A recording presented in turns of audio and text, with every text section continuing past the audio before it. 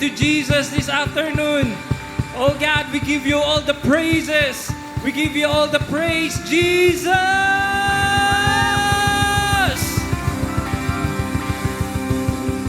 Yeah.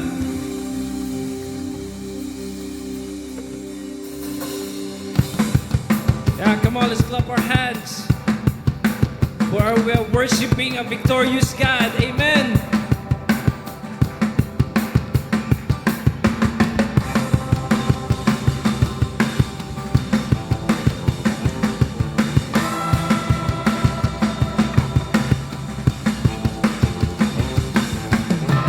Called us out from the depths into your freedom. Our chains are gone. No weapon formed shall prevail. Your word is stronger. We overcome. Yep.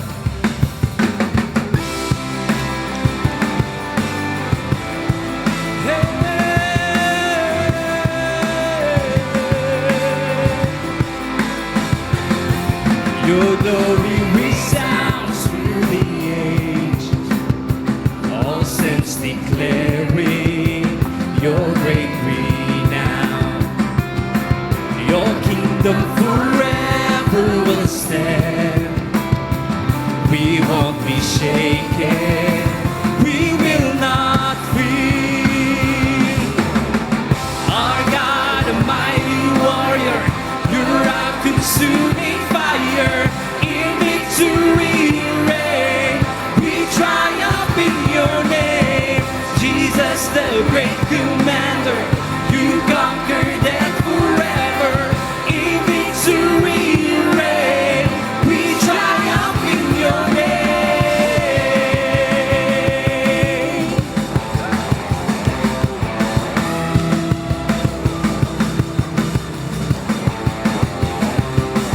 Your glory resounds through the ages, all saints declaring your great renown.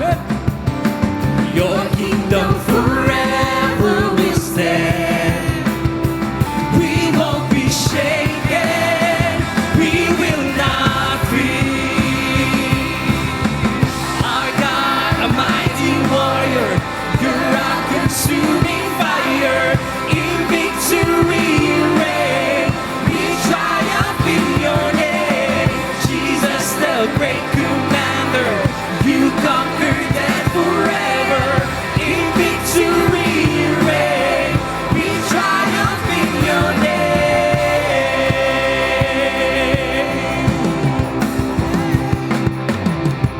And we declare your name is power. Exalted one, your name is higher. You stand alone, a strong defender.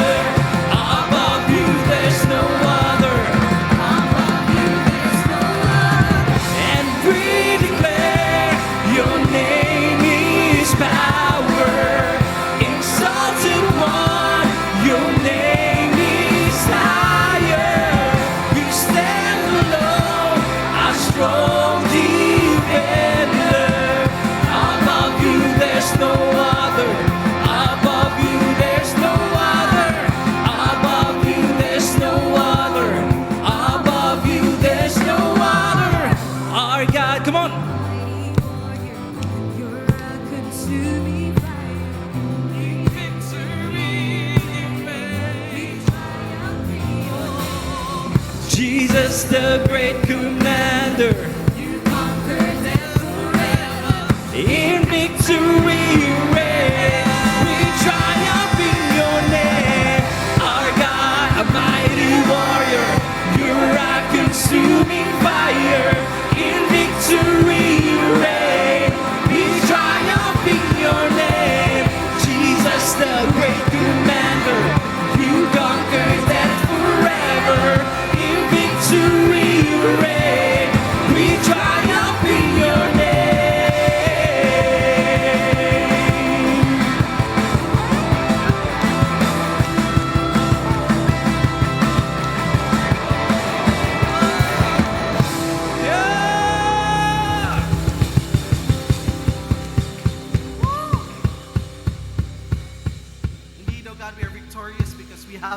our lives. That's why, Lord, we are here to bless your holy name. As we say that we bless you, we honor you, Lord, and we want to say thank you for all that you've done in our lives, oh God. Especially thank you for the love that you have given to us. Jesus, we banner your name in this place.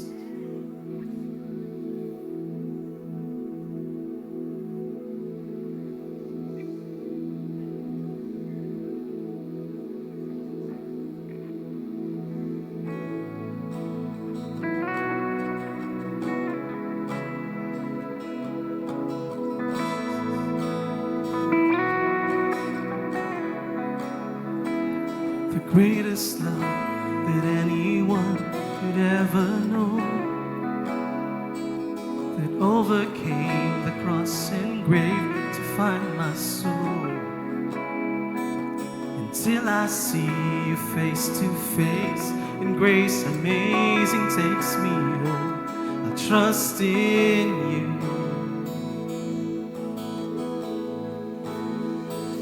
With all I am, live to see your kingdom come. And in my heart I pray you let your will be done. Until I see you face to face, and grace amazing takes me home. I trust in you. So trust in you. I will live. Come on, church. Yes, Lord, we love you. Oh, we live.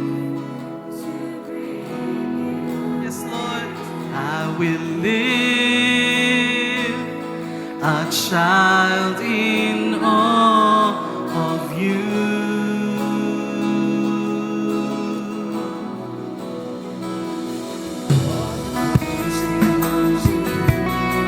To be, you are the whisper in my heart that speaks to me. Until I see you face to face, and grace amazing takes me home. I trust in you. I will live to love you. I will live to bring you praise. I will live, a child in awe of you. I will live to love you, Lord. I will live to love you. I will live to bring you praise. I will live,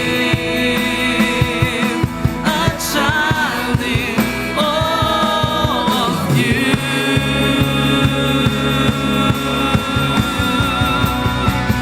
You alone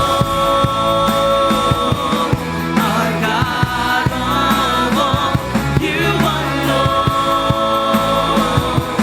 are worthy, Lord, and with all I am, my soul will bless your name.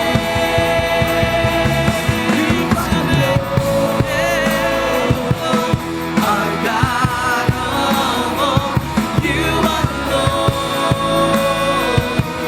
are worthy, Lord, and with all I am, my soul will bless your name.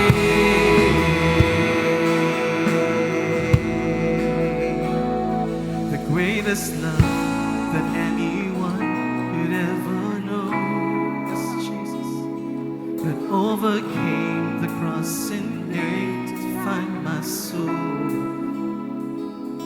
Till I see you face to face, and grace amazing takes me home. I trust in you. Sing that to the Lord now. The greatest love that anyone could ever know. Yes, overcame the cross and grave to find my soul. Until I see you face to face, and grace amazing takes me home. I trust in you.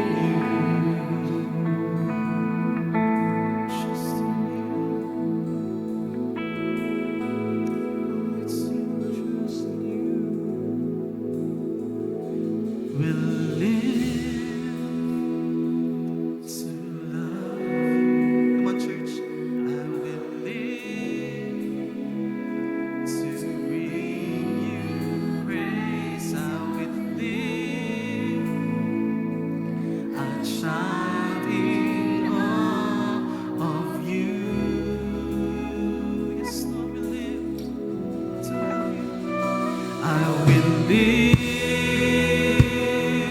to love you. I will live to bring you praise, Lord. To bring you praise, I will live a child in awe of you. Jesus, you alone, you alone, my God of all, you alone, you're worthy, yes, Lord, worthy, and be all I am. My soul will bless your name. You alone,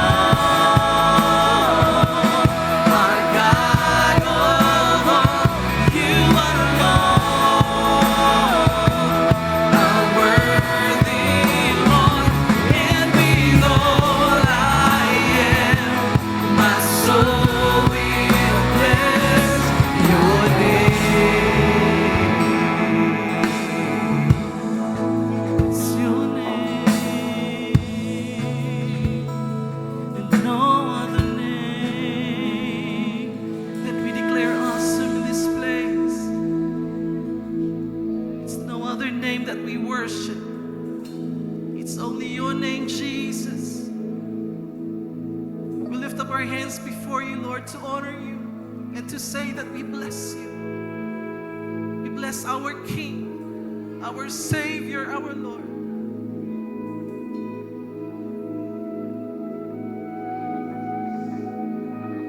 Yes.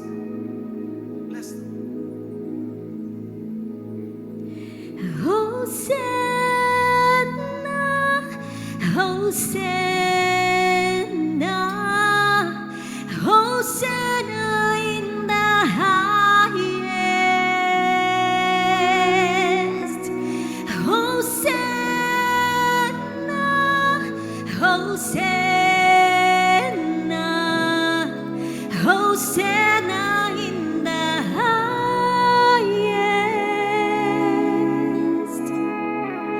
Hosanna in the highest.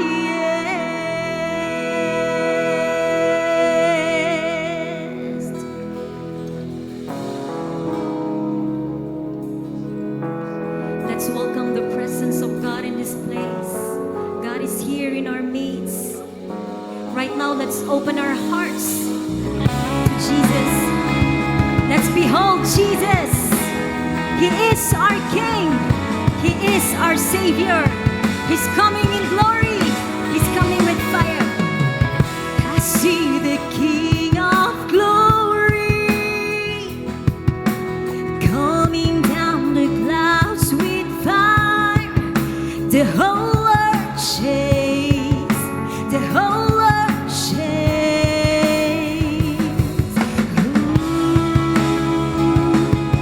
Oh, Jesus. I see His love and mercy washing over all our sin. The people sing. The people sing. Hosanna, Hosanna.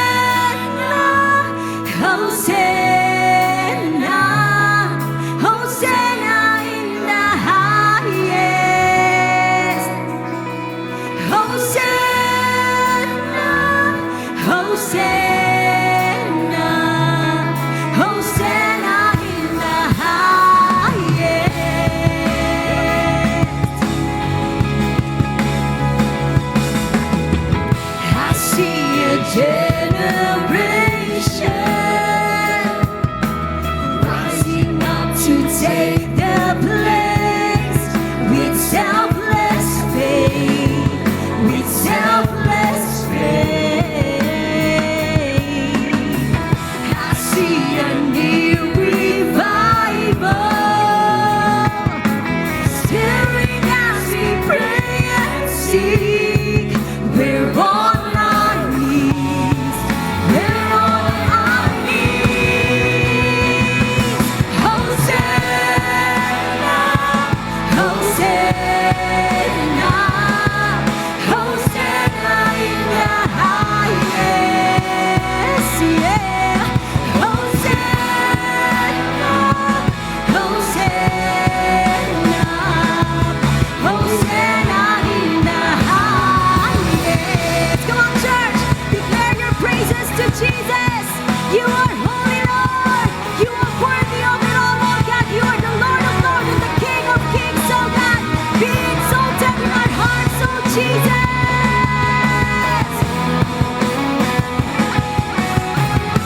Come on, let this be our prayer. Heal my heart. Heal my heart and make it clean. Open up my eyes to the things unseen. Show me how to love like you have loved me. Yeah. Break my heart. Break my heart for what is yours. Everything I am for your kingdom's cause. As I walk from earth into eternity.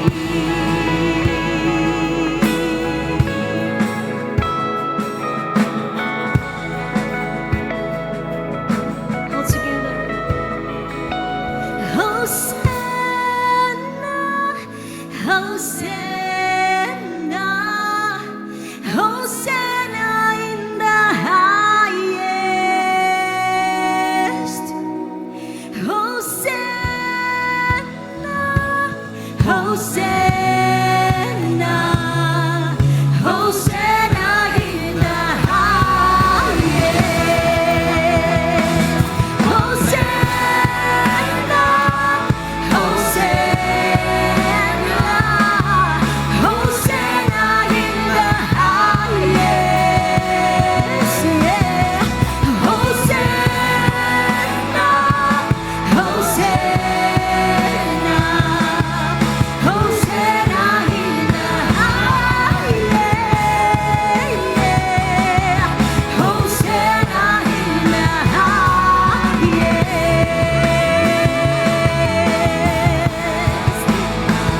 There's no one like our God. There's no one like Jesus.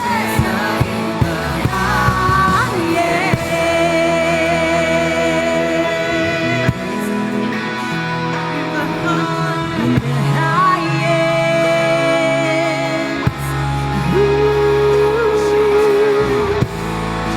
You alone, Jesus. There is power in the holy name of Jesus. His name can break every chain. His name can heal.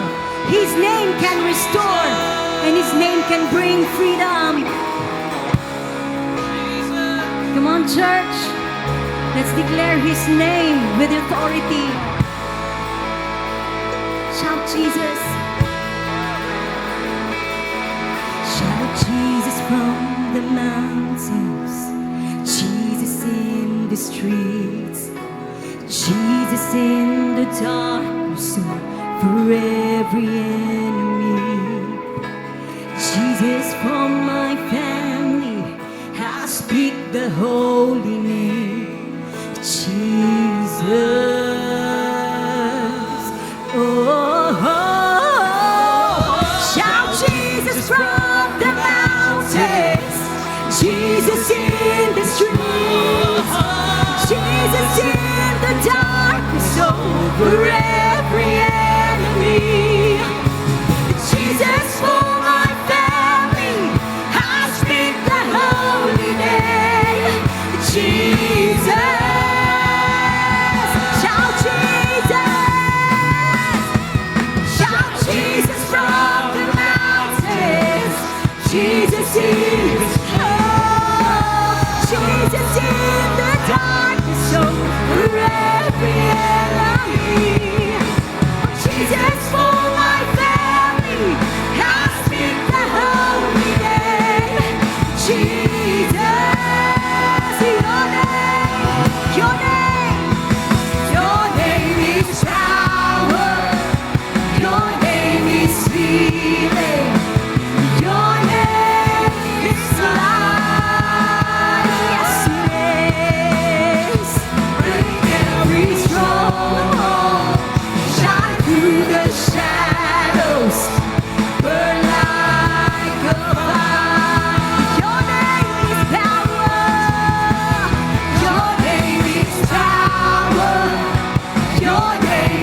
undefeated.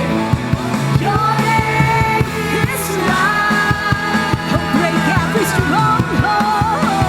Break every stronghold. Shine through the shadows. Burn like a fire. Shout Jesus. Shout Jesus from the mountains. Jesus in the streets. Oh, Jesus in the darkness over every enemy. Oh, Jesus for my family has been the holy name. Jesus. One more time. Shout Jesus. Shout Jesus from the mountains. Jesus in the road. Jesus in the darkness over every enemy. Oh, Jesus for my family. I'll speak the holy name of Jesus. Come on, church, lift up His name. Magnify the name of Jesus. Hallelujah. Amen. One more time. Can we shout the name? Jesus. Amen. Yes, Lord, we speak Jesus over our families. We speak Jesus over our lives. We speak Jesus because you are King of Kings and the Lord of Lords. You are Almighty God. Lord, today, there is a war going on, Lord, in the Middle East. Israel versus Iran, Father. But Lord, we know you are God and you are sovereign. You are in control, O God. So Lord, we trust you. According to your calendar, according to your plan, you allow things to happen, O God. Father, bless your people, Israel, and bless the people of Iran, God. And we cancel the works of the enemy. You love, Lord, all people of the world. And so we speak the name of Jesus. Whatever condition we have, Lord, in our families, doon naman may mga problema, Ginoo, we speak Jesus over our problems because you are a God who is in control over our lives. Lord, be glorified. Your name, Jesus, is the only one we worship in this place. We exalt you, Father. We worship you and we glorify your holy name. We know, God, that one day you are coming back and your coming is so near. Lord, you are in control of everything that happens. So, Lord, we trust you. We trust you with everything in our lives, oh God. Lord, in this month of June, we preach about fatherhood. So we pray, God, for every father present here today, that we will stand on our role. Lord, our purpose, your divine purpose for fathers, Lord. Give us the wisdom and the courage to do what we need to do. And salamat, Lord, for your forgiveness. You're a God of second chances. Lord, your fathers here are willing to change and to repent and to obey you for whatever you want us to do. We are fathers who build an ark for salvation of people. We are fathers who can model a life of faith for our families. And we are fathers who will obey you, God, and fathers also to the fatherless. We praise you, Lord. We love you. Bless the word, Lord, that we are going to hear ngayong hapon. At bless everyone present here today, lalo na ang aming mga na-invite, mga first-timers, O God. We give you praise, we give you glory, Lord. In Jesus' name we pray. Amen. Amen. Palakpakan nato ang atong Ginoo. Welcome everyone. Welcome. Mag-greet mo sa inyong mga katapad. Okay, this is our fourth Sunday sa about fathers, di ba? Meron pa tayong one Sunday next Sunday, no? 5 Sundays kasi ang June. So talagang mahaba ang mga messages ni Lord para sa ating lahat, lalo na sa mga tatay. Welcome everyone. Nandyan sa mga taas, meron ba tayong first-timers dyan? Can you raise your hand? Mga bagong kaibigan na na-invite natin, meron ba tayong first-timers sa taas? Can you raise your hand? Huwag kayong mahiya. Wala akong nakita. Puno na tayo. Okay. Dito naman sa baba, may mga first-timers ba? Welcome dito sa harap. Welcome. Masaya ka. Meron pa dito.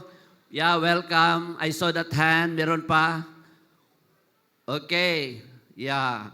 So I saw 2 hands. Okay. Siguro na-miss na ko ang uban. Welcome to this church.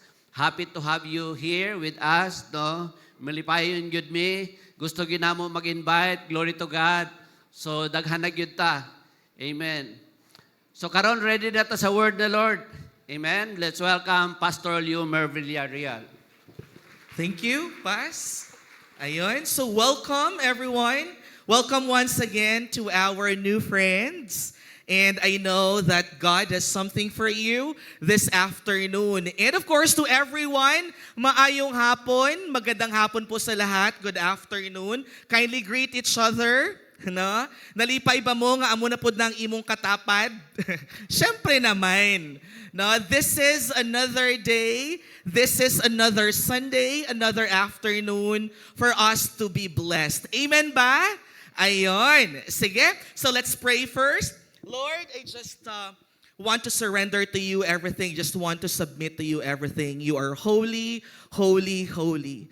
Lord, everything that will be transpired this afternoon is in accordance to your purpose, oh God. I just pray that it is you, oh Holy Spirit, who will work to every heart present here right now. I bless your name. I glorify your name, oh God, in Jesus' name. Amen. Ayun. So since it's still June, no, 4th Sunday of June, mangungusap pa din tayo about fatherhood as mentioned by Bishop Joel. And because of that, can you say to your katabi, don't miss to say I love you to your daddy tonight. No, pwede ba? And sa kabila naman, don't miss to say thank you to your tatay today. Ayun. Okay, so I hope you will do that simple assignment. Ha? Sige. So as we honor our fathers this month of June, this afternoon I believe that God is calling us to reflect deeply on how we fathers, kung paano kita nga mga tatay, kita nga mga papa, how we lead at home. Because I definitely believe that fatherhood is leadership. And as I've learned that everything rises and falls in leadership.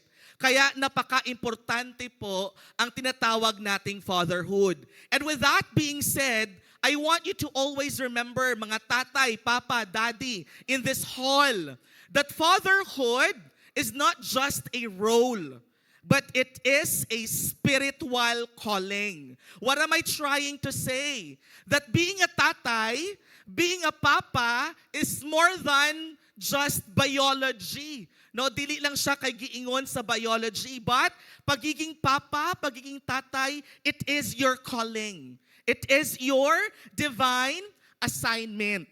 And talking about fatherhood being leadership, no, let's recall kung unsa ganitong divine purpose nato being a leader. Let's recall tong gi-mention or gin-share last Sunday as pagiging papa, as pagiging leader. We are what? We are to what? Build the ark of salvation sa atuang mga panimalay. More so, we are to what? Leave a legacy of faith. And of course, we need to demonstrate. We need to be a role model of obedience to Christ, of course. So with those things, with those 3 things that I've mentioned, those are the things wherein we could be actively involved in our respective families. Amen. No, ingon gani ni Joshua, he strongly declared, and this is one of our key verses. No, in Joshua 24:15, kung sa giingon niya, he boldly declared, "As for me and my house, we will serve the Lord." Because Joshua understands that, listen to this, the absence of godly leadership in the home leads to the absence of God's glory in the nation. That's why I so love the worship a while ago. We see the next generation. And I would like to say that we see the next generation. We see revival, the next generation of fathers. We see the revival stirring in their hearts to be actively involved. Amen ba? No? Kay ibag yun ang naay tatay nga nagapanguna sa balay when it comes to serving the Lord. Okay. Now, with that being said, this afternoon, we turn into the story of Eli. And to start with that, let us read God's warning sa iyaha. Here, in 1 Samuel 3:13, I have warned him, so God is talking to Eli here, the priest, that judgment is coming upon his family forever, because his sons are blaspheming God. So that's the result now, that his sons are blaspheming the Lord. His sons are insulting the Lord. Bastos ang iyang mga anak when it comes to approaching God. And simply because he hasn't disciplined them. I know that some of you, if not most of you, you know Eli the priest. Right? And we know that he has been the high priest of Shiloh at that time. And we could say that he is a man serving in the temple. Right? No, he is a revered, I would say, a revered person, no, in that time. However, he failed in one important assignment sa Ginoo. And that is to what? To father his sons toward righteousness. And that cost a lot kay Eli being a father. Now, let us dig deeper about who Eli is o kinsa ni ang iyang mga anak nga gi-mention sa atuang key verse in 1 Samuel. Here, so Eli, again, as I mentioned, sa katong dili pa kay Eli, no? So si Eli was the high priest of Israel during the time wherein there is a spiritual decline in Israel. So he served in Shiloh, where the tabernacle and the Ark of Covenant were located. More to it, no, mabatian ninyo ni, nga si Eli, he mentored Samuel. Who Samuel is? He is the prophet who reprimanded David. Right? Does it ring a bell now? And of course, he was initially portrayed, or he was initially defined as a wise priest. More to it, he is the same priest tong gi-preach sa atuang mga inahan nga mga pastora tong May, who offered comfort to Hannah. Okay? So when Hannah was praying for a child. So does it ring a bell now? So that is Eli the priest. However, now being a mentor, being a high priest at Shiloh, that person who comforted Hannah, however, he failed to have his household intact when it comes to righteousness. So his own household was in moral and spiritual collapse. No, unfortunately. So his sons, si Hophni ug si Phinehas, was designated also as priest because they are in the lineage of Levites. But the Bible, unfortunately, described Hophni and Phinehas as scoundrels, mga dishonest nga mga tao, mga bastos nga mga priest. See? No, we can't build the logic, right? You are serving as a priest, but God would define you as bastos. What happened? No? So that's why let's talk about the cost of passive parenting. No, because I know na in the middle sang story, wala takabalo, what happened between Eli and of course his sons. Now, let's go back. Nganong gitawag nga mga scoundrel sila Phineas o Hophni for two primary things. For one, their sins included the contempt for the sacrificial system. So they would forcibly take the meat not prescribed for them. So sa mga offerings, nagakuha sila dito og portion sa mga meat. Amo na kung basahon ninyo ang 1 Samuel 1-4, kaning sila Phineas, kaning sila Hophni, pati si Eli, mga tambok ini. No? So they are described in the Bible as fat. Okay.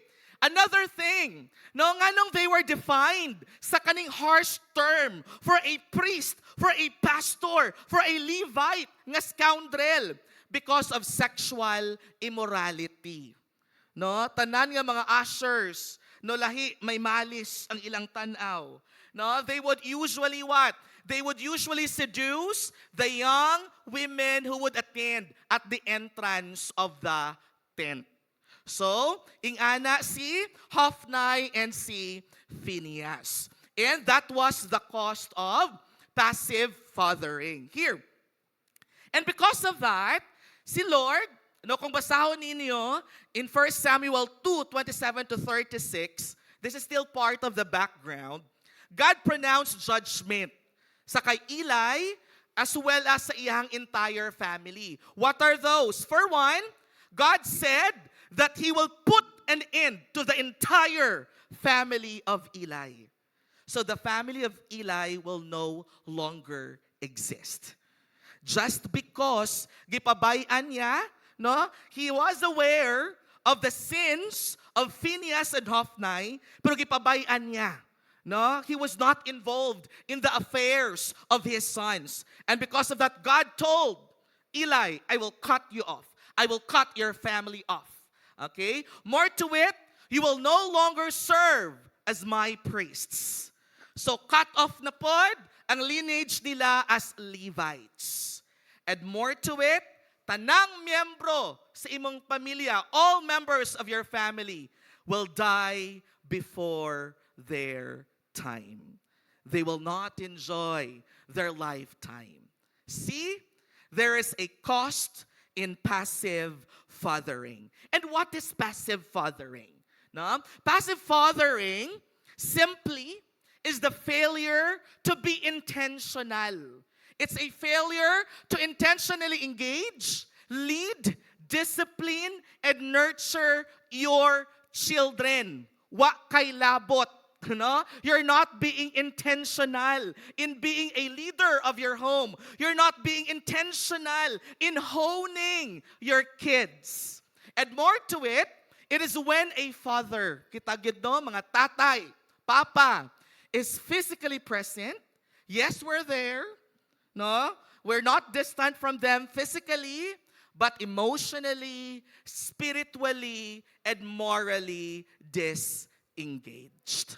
So that's passive fathering. Now let's start.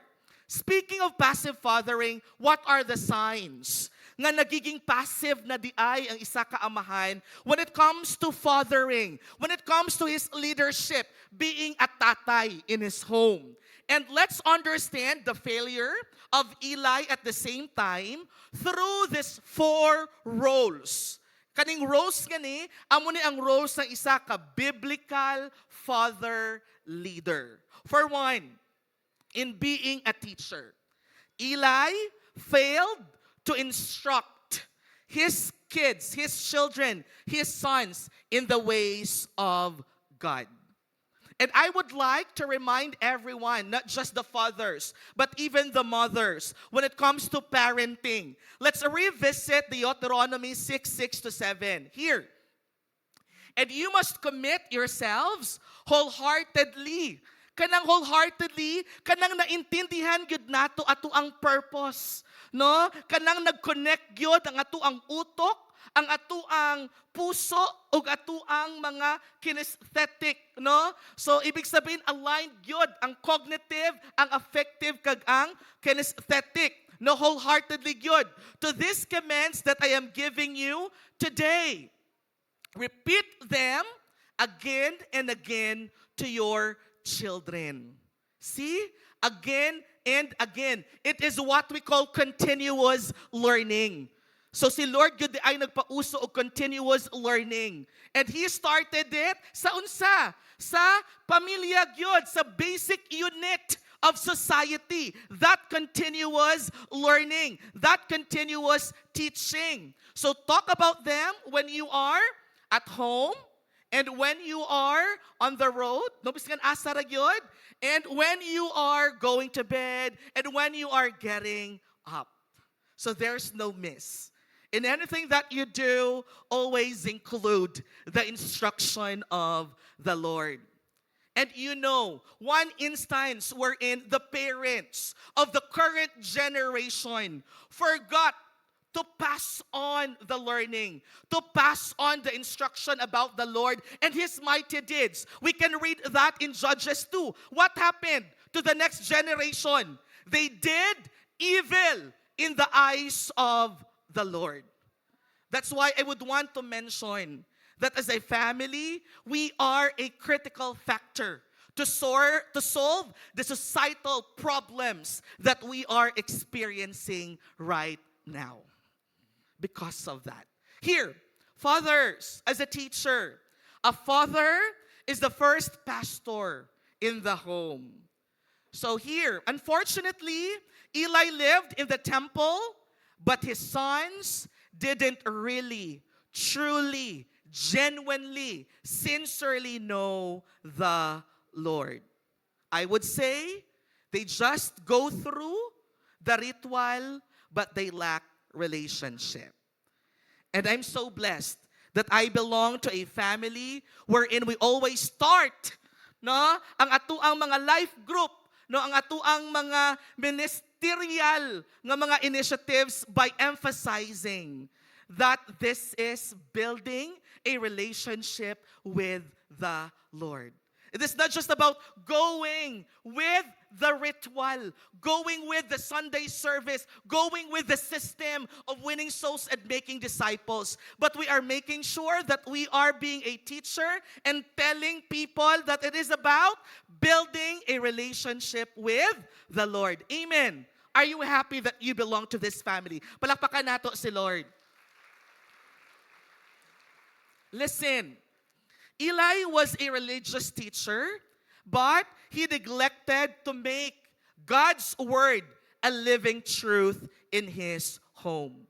The reason why, wa gyud kaila og tarong si Phineas og si Hophni about sa Ginoo.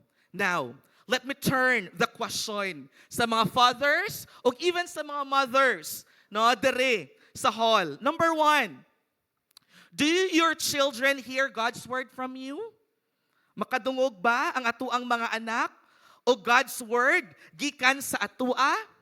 Or mas klaro or mas loud ang videos from YouTube? Amo lang na ilang madunggan. Do they even know how you came to faith? Or kamalubag yun sila nga naa na si Jesucristo sa imong kinabuhi? No? Or do you pray with them? Those are just basic questions for you to assess yourself if you are failing or not in being a teacher towards your children. Now, let me share this to everyone. It is difficult for a parent to pass on a faith that he or she does not possess. The best way to inspire our kids is for them to witness our faith in action.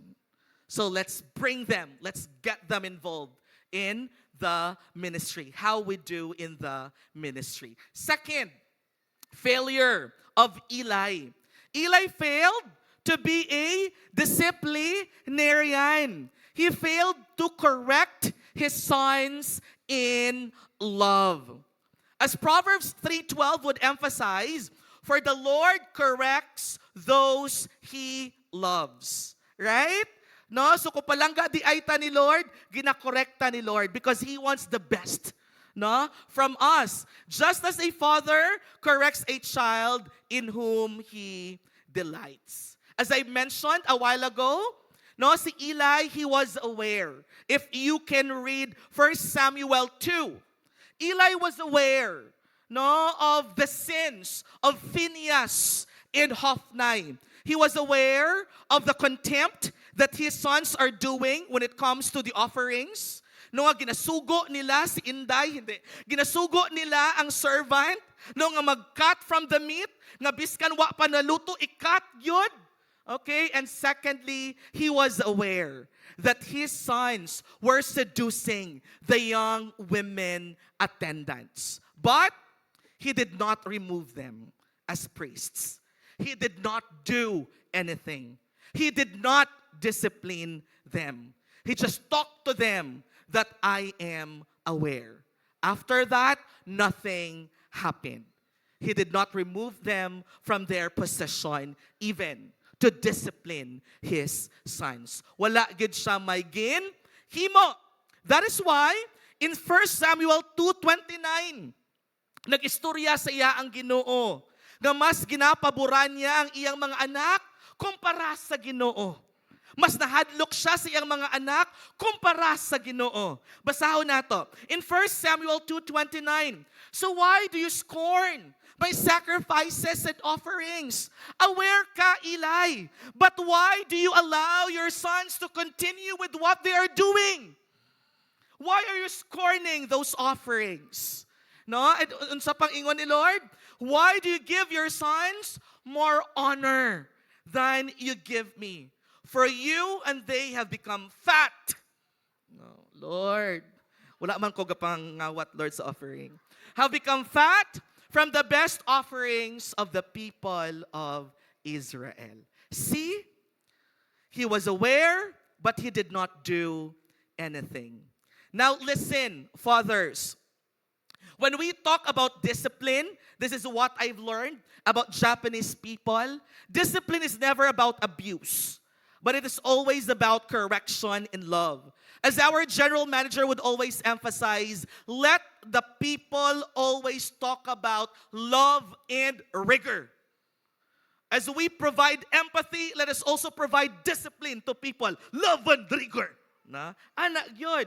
That's how we discipline. That's how we love people. Okay? Because through discipline, we set boundaries.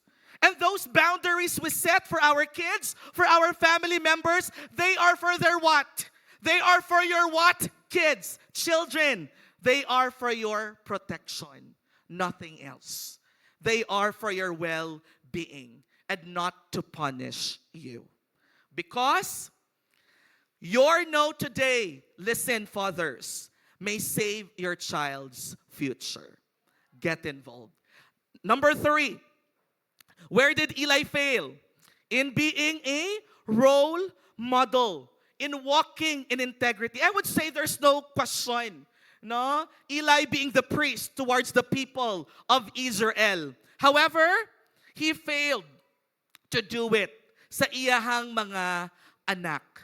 No? Eli may have been a good priest to Israel, but not a good father to his sons. Yes, he mentored Samuel. We know that. Unfortunately, he neglected his own sons. Why? We may be asking why. Possibly because he did not model obedience in private. Listen, fathers, your kids are watching how we react. No? When we are in stress, they are watching how we react. They are watching how we repent. They are even watching how we treat our wives, how we treat their mother. And they are watching how we handle our affairs, how we handle work, how we handle our money, how we handle people during our meetings. They are watching us. Integrity at home, listen, is more important than our success at work and even here in the ministry. So let us not neglect our kids. Listen, you cannot outsource integrity. It is lived, not just being taught. Let me share with you a statement from Tony Evans. Tony Evans, or Dr. Tony, is the author of Raising Kingdom Kids. No, I get acquainted to Tony because of my wife. No, murag idul-dul na gid sa ako ang asawa sa ako. Basahan ni. It would help you. Thank you for my wife, Lord. Except for the dul-dul. Joke lang. Hindi. Here, listen. According to Tony Evans, it is difficult for a parent to pass on faith that he does not possess. The best way for you to inspire kids is to have their own faith, for them to witness your faith. Not only in your words, but in your actions. Simply, let me align it sa atua, mga Kristiyano. What does it mean to have a passive faith? It is when we are teaching Christian values without living them. We pastors, we could teach Christian values without living them. And that would leave you, Christians, disciples, with beliefs but no convictions. That's passive faith. And unfortunately, Eli failed to be the role model. Next, guardian. Eli failed to protect his home, especially the holiness of his family. Let me remind you, 1 Timothy 3:4-5.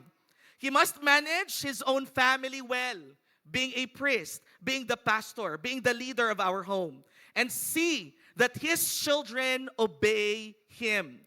If anyone does not know how to manage his own family, how can he take care of God's church? So Eli allowed his sons to commit immorality in the sanctuary. He was aware, but he did nothing. He let corruption grow in God's house and in his own family. Listen, fathers, your silence may give room for Satan to speak. Let me ask you, what enters your home through their phones? Are you even aware? What enters your home through the shows that your kids are watching? Are you even aware? What enters your home through the friends that your kids are associated with? Do you even know them? Do you even know their names? Do you even know their addresses? Do you fight for your family in prayer, being a guardian of our family? Or are you guarding what is holy? Or you just allow your kids, your family to compromise? Those are the questions that I want you to ask yourselves as well. So those are the signs of passive fathering.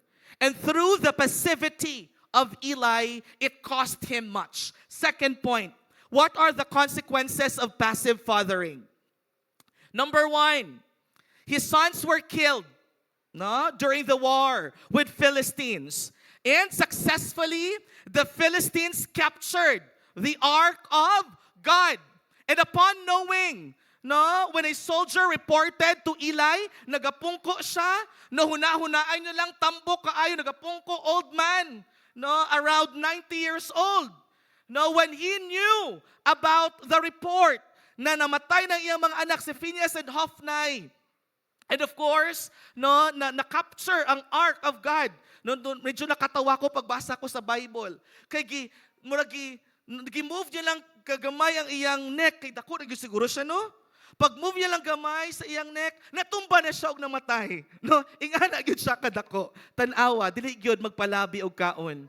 Kay basi paglingi nato sa atong liog, natumba ta, namatay na ta. Wa nato na enjoy atong time. Mag-diet na gyud ta, di ba, Jen? Joke lang nak. So Eli fell and died. And during that time, ang iyang daughter-in-law, No, she was about to give birth to her son. And upon hearing the news na namatay na pod ang iyahang asawa, namatay na pod ang iyang ugangan, ug na-capture ang Ark of God. And we know the the value of the Ark of God for Israel. It is the presence of the Lord, right? So that's why she named her son Ichabod, which means the glory has departed. No? Makasad how the story turned out for the family of Eli. Simply because he was passive. No, he was passive to teach. He was passive to be a role model. He was passive to discipline. He was passive to guard the holiness of his family. What am I trying to say, mga tatay, mga amahan? Our passivity today, our disengagement today, if we are not yet intentional today, will cost much for our next generation.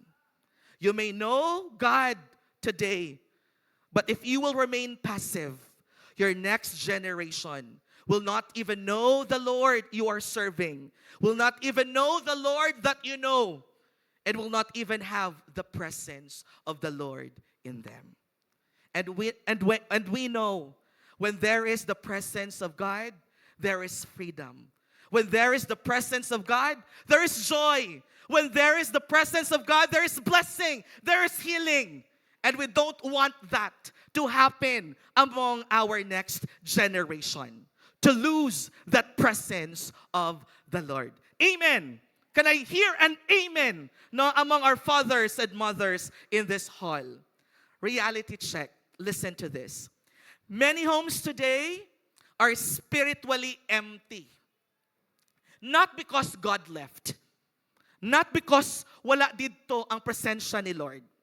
Simply because no one led. Listen, fathers. When we are silent, we are allowing the world to shape our children. And we don't want that. That's why third point, let us redeem. No, the call for us fathers. Let us redeem our role as father leader in our homes. And God is not calling us to be perfect. No, I'm not saying, no, na kailangan perfect ta as a father. But God simply calls us to be present, to be intentional, and to be faithful. Amen ba, mga tatay? And let us redeem those 4 roles. Number 1, teacher, tatay, amahan. Let us start teaching our children to love God more than the successes in this world. Let me offer to you Psalm 78:4. We, as parents, we will not hide them from their children. We will not hide the Lord and His deeds to our children from our children. But tell to the coming generation the glorious deeds of the Lord, about His power, about His mighty deeds. Amen ba? No?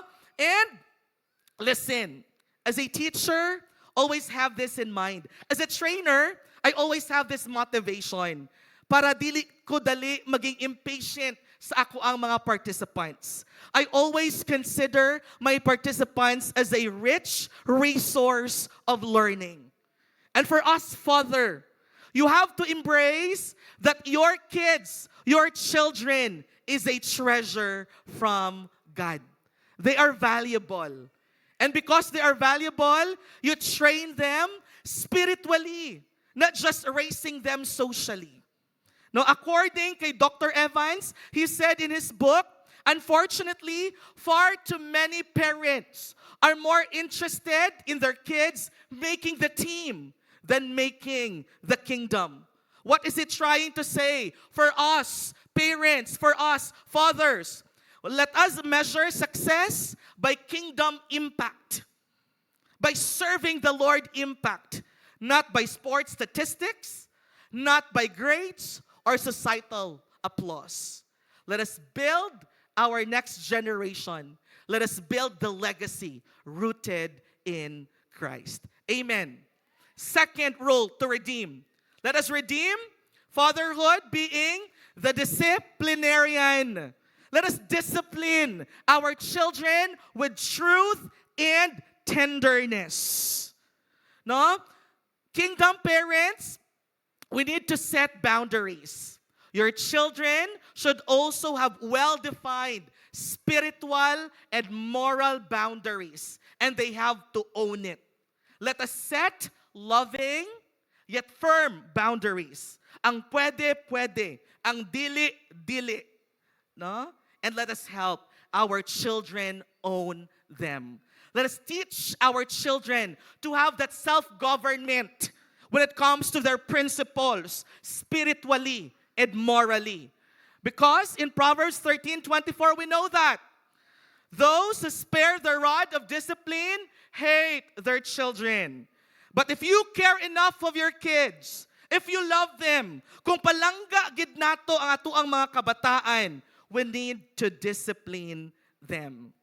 And when we talk about discipline, let us avoid this what we call reactionary punishment. Basta makahanot lang, tama na, kay may mali nga gihimo. Dili. But let us have this intentional correction.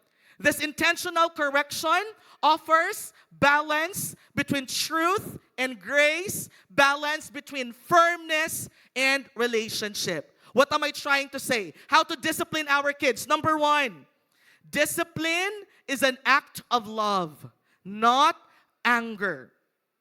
Discipline should never be done in anger and frustration. I've heard this once from Kuya Boy Boy. The goal of discipline is not to hurt our kids, but to help them. Remember in Hebrews, anong ingon dito? The Lord disciplines whom He loves, right? That's why every time we discipline our kids, every time makanang muhana na taghanot, ask yourself, mga tatay, mga nanay, am I under control? Am I doing this not to hurt them, but to help them? What is the heart lesson that I need to emphasize through this discipline? That's how we discipline our kids. Number two, how to intentionally discipline our children. Discipline is incomplete without instruction and restoration. I want to emphasize this. If all you do is punish and don't teach, your child may obey out of fear. Kaya nahadlok lang siya, tagakita niya sang paha, hadlok na siya, but not learn the wisdom. Here, what should we do? Let me offer you this wisdom. And this is aligned with the heart of our Father. God disciplines whom He loves. And we know that the love of a father is restorative. Amen? He never condemns, but He corrects and He restores. We felt that. We experienced that. Amen? So, ingana pod ang pagdiscipline sa atuang mga anak. So, after discipline, mga father, don't just end the conversation. Te, sakit man? Ulita pa ha? Don't just end there. Right? But, unsa, model the restorative love of the Father in heaven. He corrects and restores. Amen. So after correction, pray with your child. Right? Kami ni Ami makatawa na lang gid kay David. No, kay David Joseph, kay DJ. He would always pray, Lord, please make me behave in public and private places. Lord, no, pero uliton gyapon. No? So after correction, pray with your child. Affirm your love. No? What I usually do nga si DJ magyod no kay si ate, glory to God, behave man. No? Si DJ gyud gipa tilaw, gipa experience gid ko ni Lord og fatherhood. No? So after, affirm. No, affirm your love. No, we would always tell DJ, Dij, come here. What did I spank you again? Because Daddy loves you, right? Hug Daddy, come on. Okay? So affirm your love. Reconnect the consequence to the value that you are trying to instill to your kids. That's how we discipline. After correction, bring them back to you with a hug, with a kiss. No? And even tell them, I corrected you because I love you. And I want to see God's best in your life. Amen? Fathers, mga papa, no, hindi lang kutob sa paghanot, bantay ka lang gid liwaton nimo. No? Bantay ka lang gid. Magabihan ka naman, kabalo ka na sang mahitabo. No? Please don't just end there. And number 3, how to discipline. Discipline without relationship leads to rebellion. I always believe that rules without relationship would always lead to rebellion. That's why let us be careful that we disciple more than we discipline more. So never discipline more than you disciple. Let us be teachers, mga papa. As Colossians 3:21 would say, fathers, do not embitter your children, kay ma-discourage ang atuang mga anak. It may hurt their confidence. Amen ba? So going back to the life of Eli, I would say that Eli's mistake wasn't just in action. It was that his warnings lacked weight. Wala siya gipaminawan sa iyang mga anak because his relationship towards his sons lacked authority. So make sure that we find time. How much time, fathers, mga papa, mga tatay, how much time do you have with your kids? How much time do you spend with your kids? How much time? Next, let us redeem us being the role model. Let us walk what we preach, right? No, we don't just declare that as for me and my house we will serve the Lord. But let us walk what we preach. Let us walk what we declare. Let us walk with integrity even nobody's watching us. Right? No? Show them how to what? Show them how to doggy? Hindi. Show them how to what? Show them how to love their mother. No? Show them how to honor the Lord. Show them how to pray. Show them how to do their devotional. Show them how to work hard. No? Even show them how to be humble. Despite of the criticisms that you are receiving. Show them, demonstrate to them. And ito, I know, kita nga mga papa, inflated most of the time, kung hindi man gid always, ang atuang mga ego. So how to walk, how to be a role model, how to walk with integrity, even admit your mistakes and ask for forgiveness. Amo na nagpasagad na ng akong asawa pagkabati niya nga ang mga papa dapat kita gyud mag-initiate og forgiveness. No. Okay. No? Kita gyud dapat. And lastly, as a guardian, let us redeem this role as a guardian. Let us be a watchman sa atuang mga panimalay. No, as a watchman, we are what? We are vigilant because we are protecting the heart, the mind, and the future of our children. Listen, kingdom parenting is more than a social enterprise. It is at its core a spiritual imperative. It is a command to bring our children to that divine purpose of kingdom building. So parenting isn't optional. It is a kingdom work.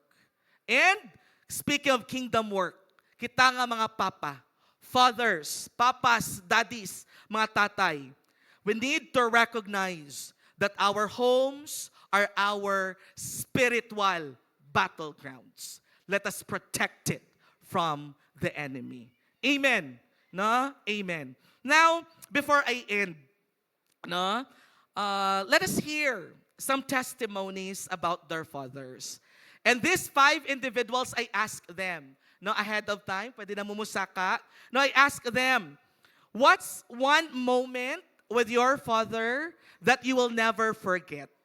You will never forget because in that moment, you felt loved, you felt seen, and it shaped you and you still carry it with you today. So may I call on those individuals?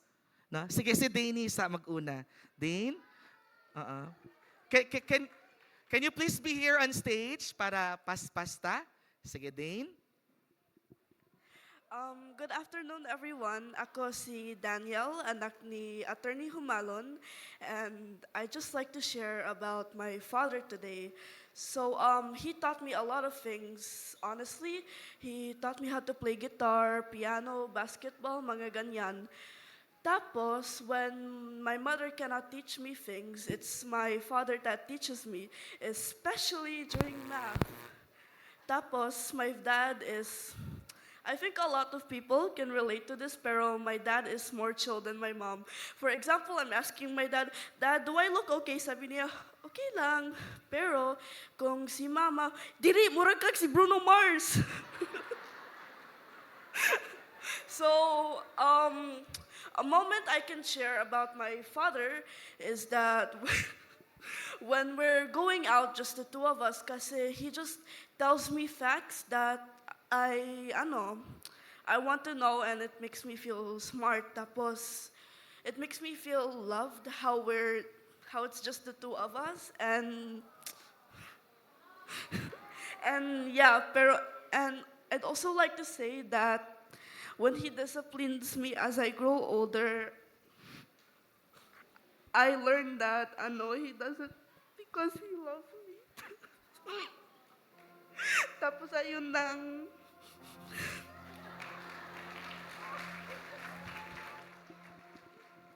Okay, next. Sunod-sunod na.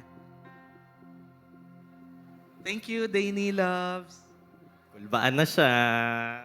Okay, so hello everyone. I am Daniel Hans B. Clemente, the eldest son, the firstborn of Pastor King and Vanessa Clemente. Ay, ayun. Okay. So, na-state naman ang question, no? So, i-answer na ako. The one moment that I'll never forget is tong time na nag-reminisce si Daddy. O, di ba nag-reminisce? Okay. So, I had flashback, siguro, I think, 7 years ago na I had a motor accident 7 years ago, and aring nag-reminisce si Daddy 3 years ago, so na-heal na ko. So arin na jud ang moment. On our way home, nag-reminisce si Daddy, like kami ra duha sa subdivision kanang pauli nami. So nag-reminisce siya dito na part. So ato na moment, he said na, "Nak, na-remember ko ba yung na-aksidente ka? Grabe iyak ko pauwi ng bahay at habang pinapak mga damit mo." So ato na time, like na-touch ko, kay lakon ko, tapos nagjud ang luha, pero gisaka balik.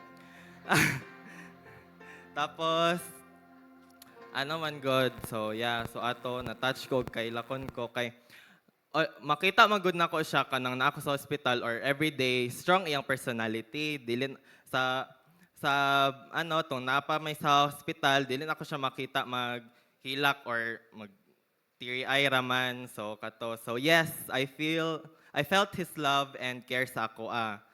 Siguro pag naay mag-asa ako akong unsa na moment kato na question, I would always say kanina moment katong na siya giingon sa ako.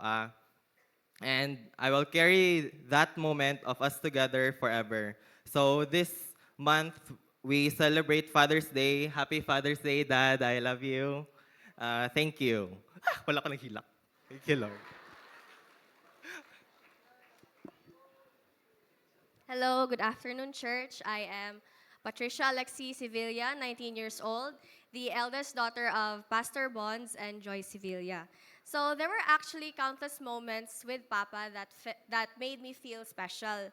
But one thing na di jud na umalimtan, aside sa iyang bunal, iyang lami nga bunal,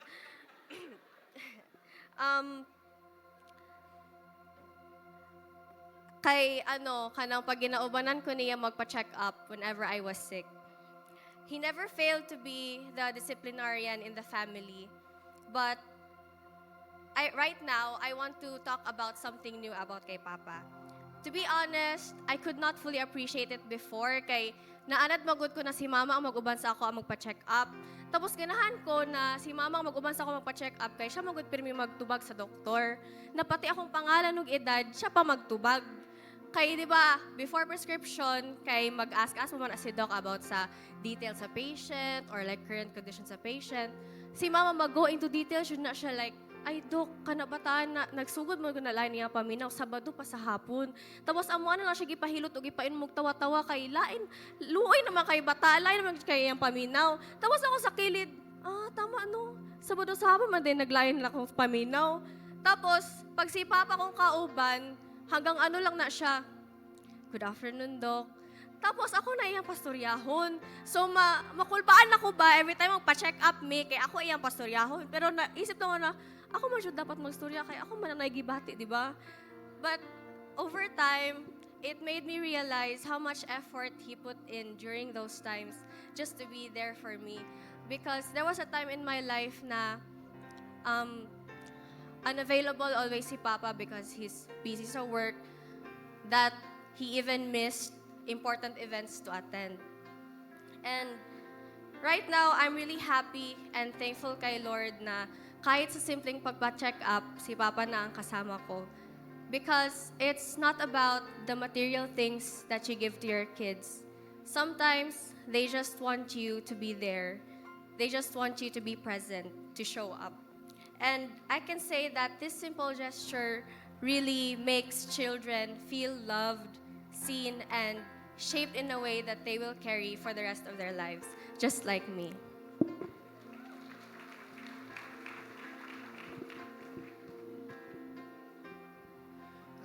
Hello everyone. Gusto ko lang sana muna i-introduce sarili ko. Ako si Elijah Tilemana, anak nila soon to be pastors, si Reggie Tilemana at si Christina Tina Tilemana.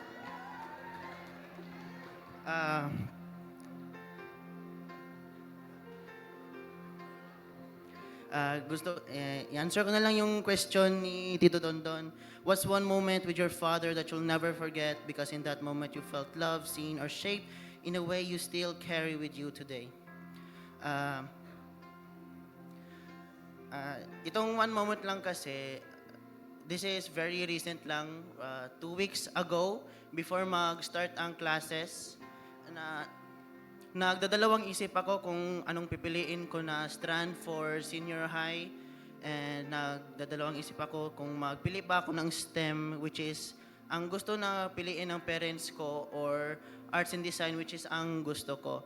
So, nag-ask ako muna sa nanay ko na, Nay, ano ang piliin ko? STEM ba or arts and design? Kasi STEM man ang gusto nyo para sa akin, pero ang gusto ko talaga na nasa puso ko is arts and design na strand. So, para kay nanay, okay naman daw sa kanya mag-arts and design ako. Pero, hindi ako masyado sure sa tatay ko kasi gusto niya talaga kung what's best for me eh.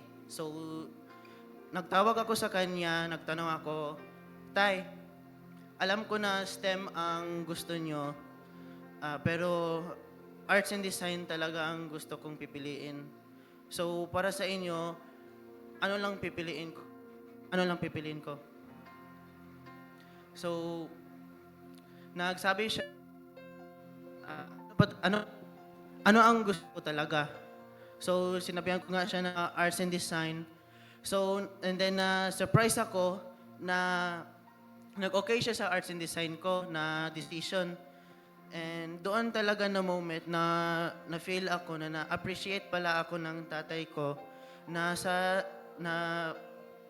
pwede din pala na maka-decide ako na para sa sarili ko at hindi lang ako pwede mag-rely ba ng decisions ko sa buhay. And yun lang po.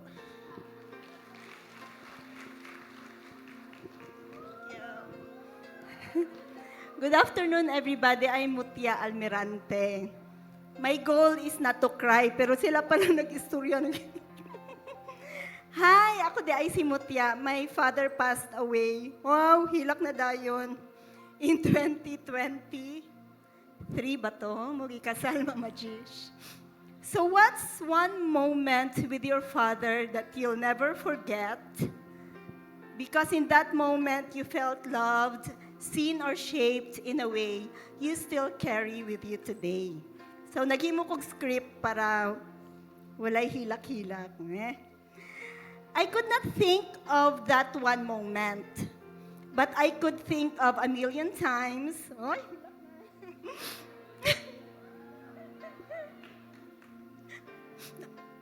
I could think of a million times my dad made me felt loved and seen that I still carry with me today.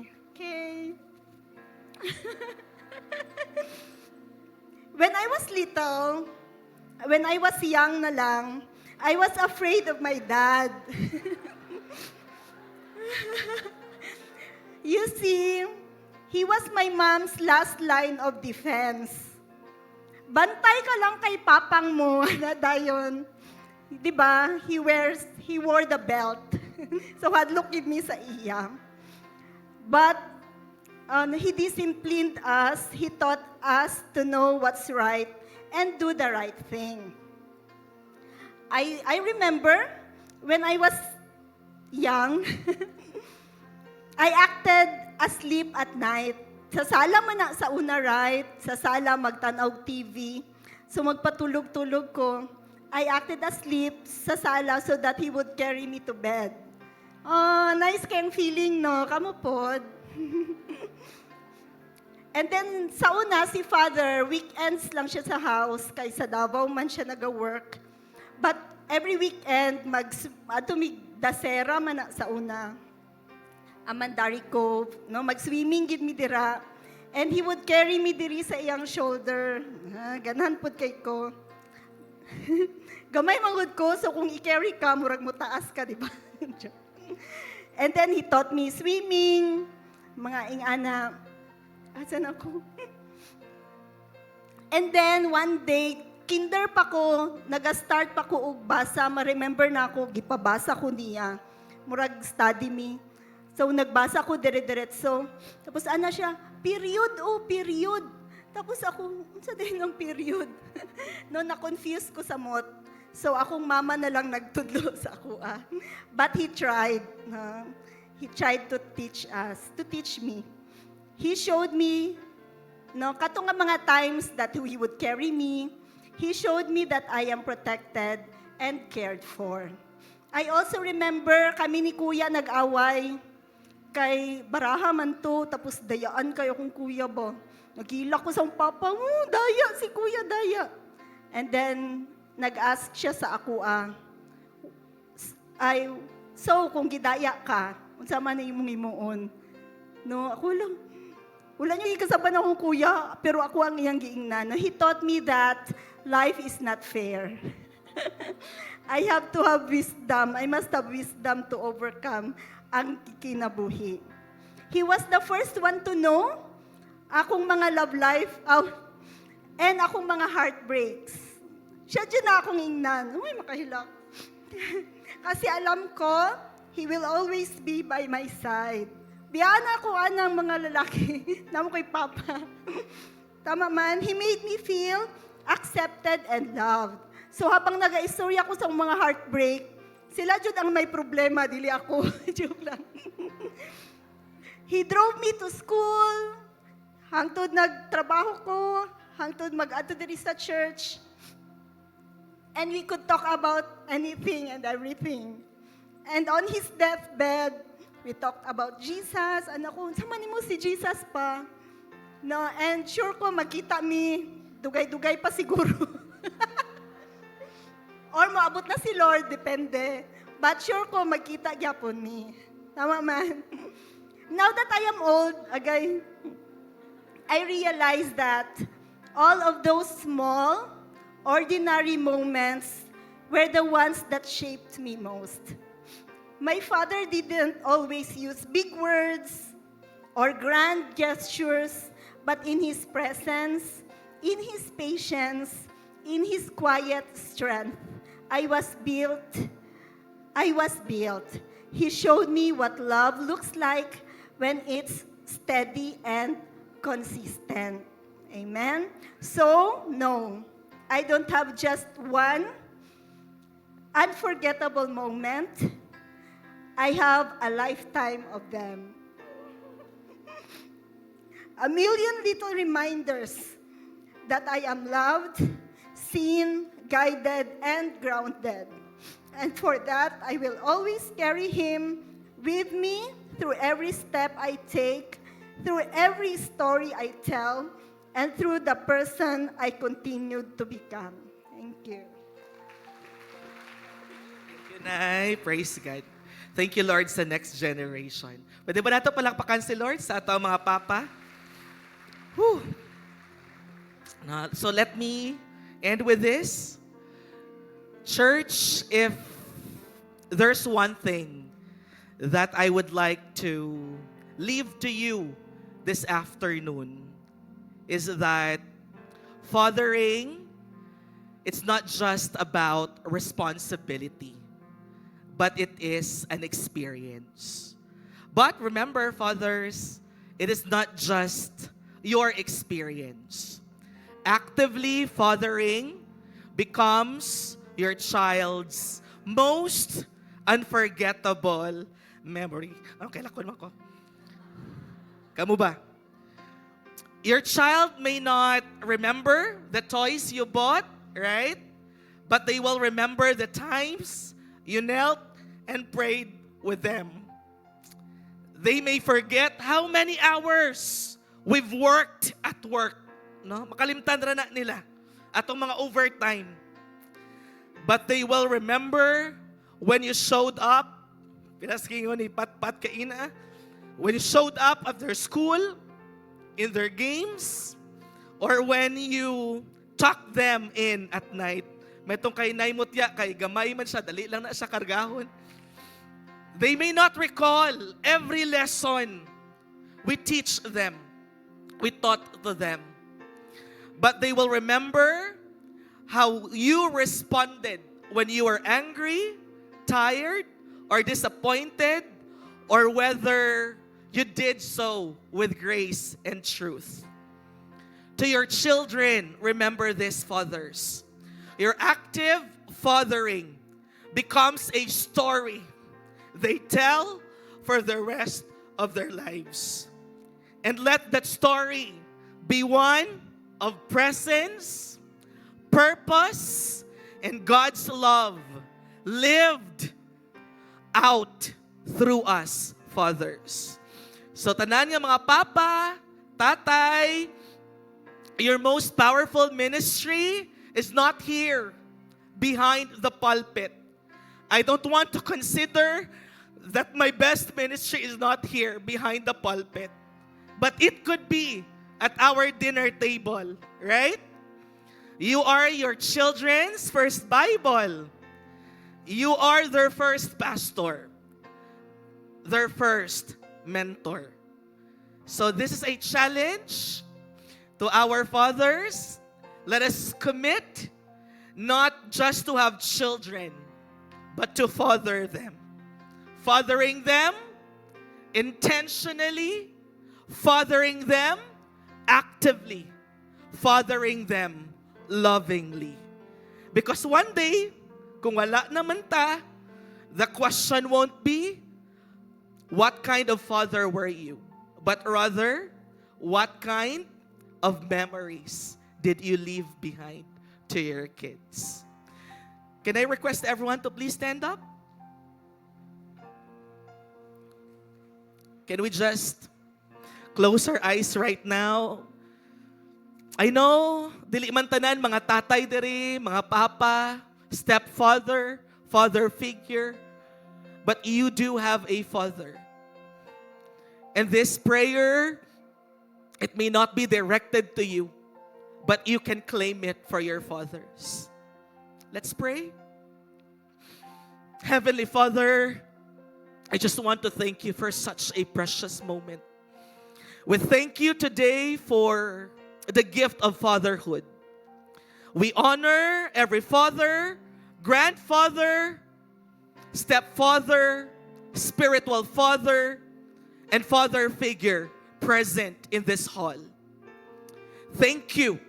Salamat, Yud Ginoo, for entrusting them with a sacred, divine purpose, sacred calling to lead, to protect, to provide, and to guide. We recognize, oh Father, that this calling is not always easy. Yes, Lord, dili gyud nilalim. There are wounds, regrets, pressures, fears, uncertainties of future, but your grace is greater than our failures. Today, oh Father, we lift up every father who has struggled with passivity, pain, or pressure. Renew their strength, heal their hearts, restore what was lost. Make them men after your own heart like David, wise in discipline like Joseph, and faithful in your every instruction like Abraham. May they rise from this day forward, not just as providers, but as priests, pastors of their homes, teachers of your truth, disciplinarians in love, role models of integrity, and guardians of what is holy. Lord, I pray that you will fill them with courage to lead, give them wisdom to decide, give them tenderness to love, oh Father. Give them humility to apologize. Give them boldness to walk in obedience to you. We declare that the legacy of our fathers, our tatay, papa, daddy, will not be one of regret, but of redemption. That their fathering will become their child's most cherished, most unforgettable memory. And that through them, generations, godly generations will follow. Generations will know your name and your goodness and your mighty deeds, oh God. In the name of Jesus we pray, and everyone would shout, Amen and Amen and Amen. Palakpakan nato si Lord. And may I talk, pwede na mo lingkod, may I talk sa ato ang mga first-timers, no? And if there's such a perfect Father, we know that that's our Father in heaven. And one word that God wants to tell you right now, experience. Experience His love, His grace, and His goodness in your life, and it starts with relationship. Amen? So to our first-timers, no, let me ask you to follow me in this prayer. Og sa amo ang mga leaders, follow after me. Let's pray. Heavenly Father, I come before you today. I admit that I am a sinner and I need your grace. I want to experience your grace. I want to experience your fatherhood in my life. I believe that Jesus Christ is your Son. He died for my sins and rose again to give me a new life. Today, I choose to turn away from my old life. I open my heart and invite you, Jesus Christ, to be my Lord and personal Savior. From this day on, I will follow you, trust you, and live for you.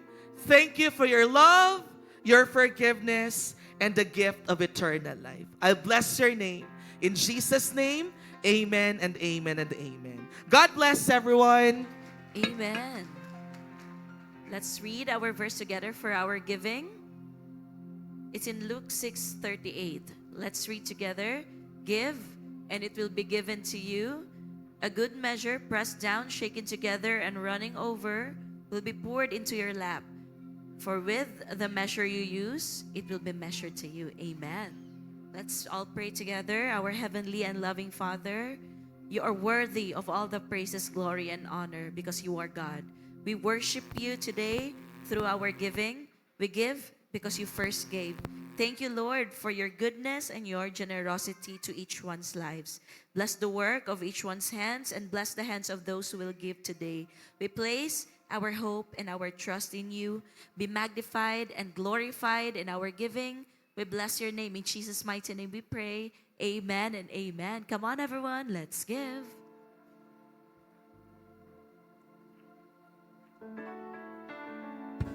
Good afternoon and welcome to Christian Church Fellowship International. Welcome especially to our new friends. Here are our announcements. Take note of our Sunday service schedule. We have 10 a.m., 2 p.m., and 5:30 p.m. We will post our recorded service later this evening on our official Facebook, Instagram, and YouTube account at CCFI Chanson. Join us in our dawn prayer meetings. It is every first Saturday of the month, 5 a.m. Flashed on screen is our BP account, GCash and PayMaya number in case you find it more convenient to give online. A happy birthday to those who are celebrating their birthdays this week. Happy birthday.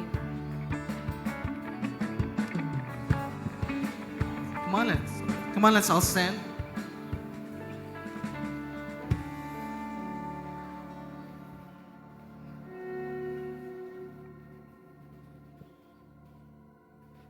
Let's declare God's goodness over us, our Father, who will bless us. Let's declare our blessing, and let's declare blessing to each and every family that we represent that's been a receiving mode. As we declare this.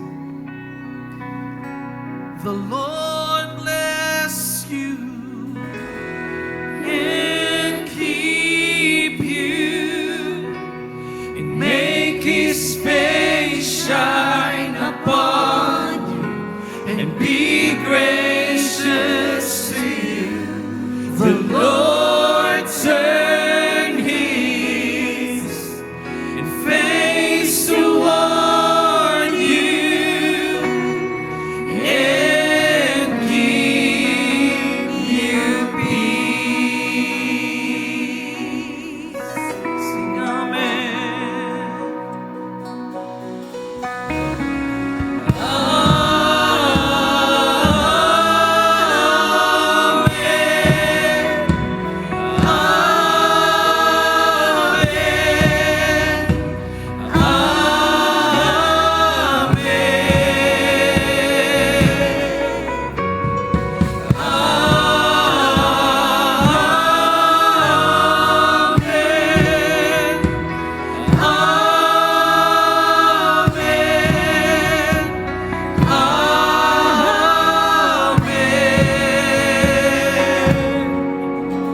His favor be upon you and 1,000 generations in your family and your children and their children and their children.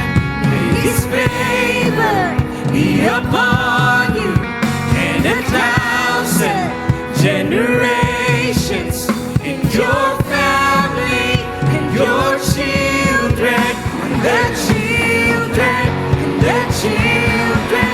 May His presence go before you and behind you and beside you, all around you and within you. He is with you. He is with you in the morning, in the evening, in your coming and your going, in your weeping and rejoicing. He is for you. He is for you. He is for you. He is for you. He is for you. He is for you. He is for you. He is for you. He is for thine is the kingdom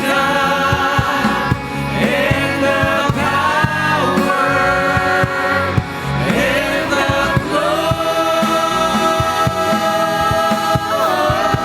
glory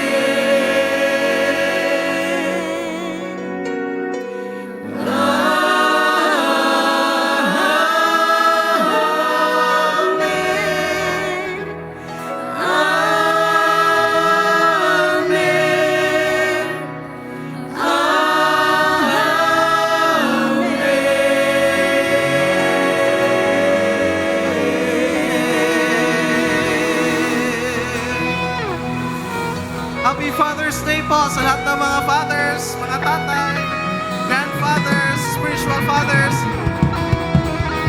A blessed Sunday, everyone. See you.